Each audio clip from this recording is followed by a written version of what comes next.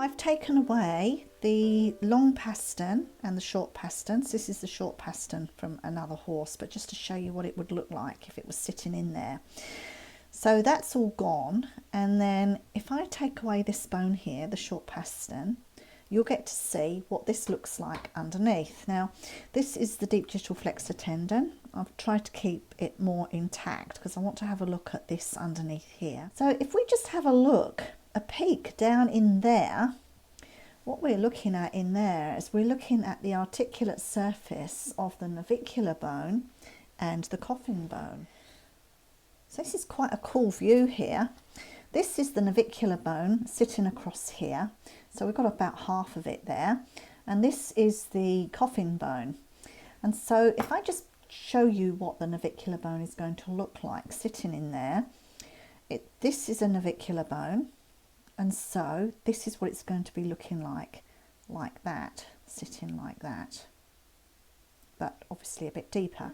So that gives you the idea of what that bone is going to look like. Now, interestingly, there was nothing wrong with the surface of that bone. It was pretty good. And also the surface of the coffin bone. So we've got the coffin bone here, and it's this surface here. And then we have the short pastern is going to be sitting in there. Now the surfaces of those two bones were pretty good. They were pretty clean.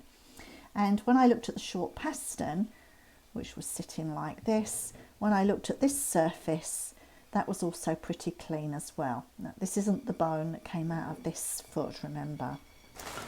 So my next stage is to now take the navicular bone out and have a look and see what it looks like on this surface, this gliding surface.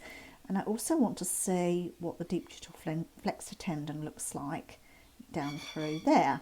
So that's the next step. Well, here we go. I've got the navicular bone out now. I think you can see that quite clearly. Here is the navicular bone here.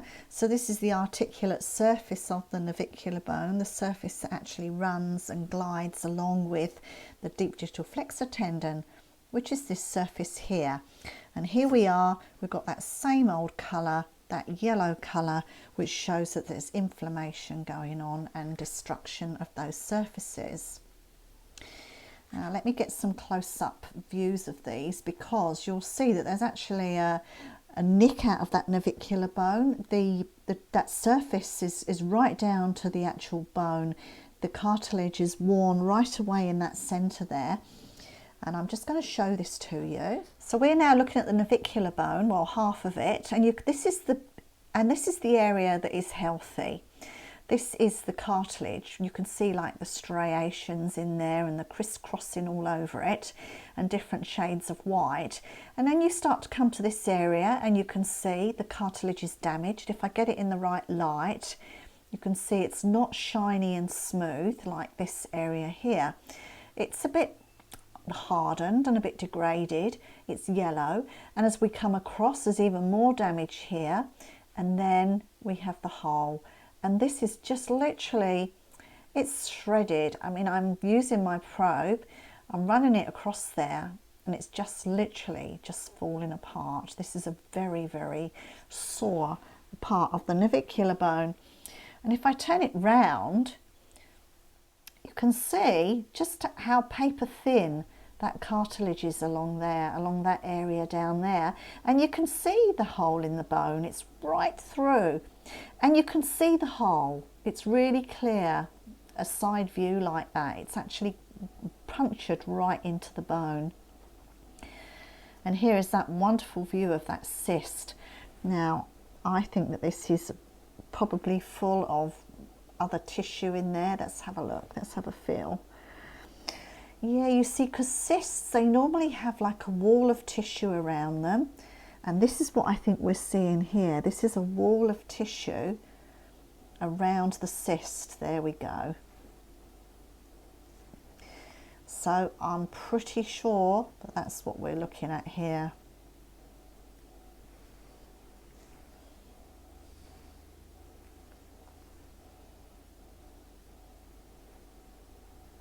Be interesting to see just how deep that goes. Yeah, there.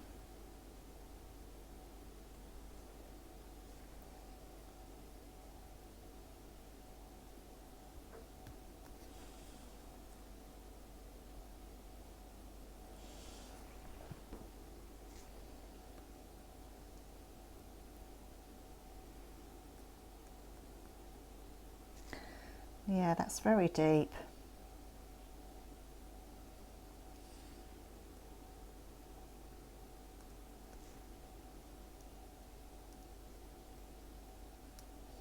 So this tissue is just the tissue that surrounds the cyst.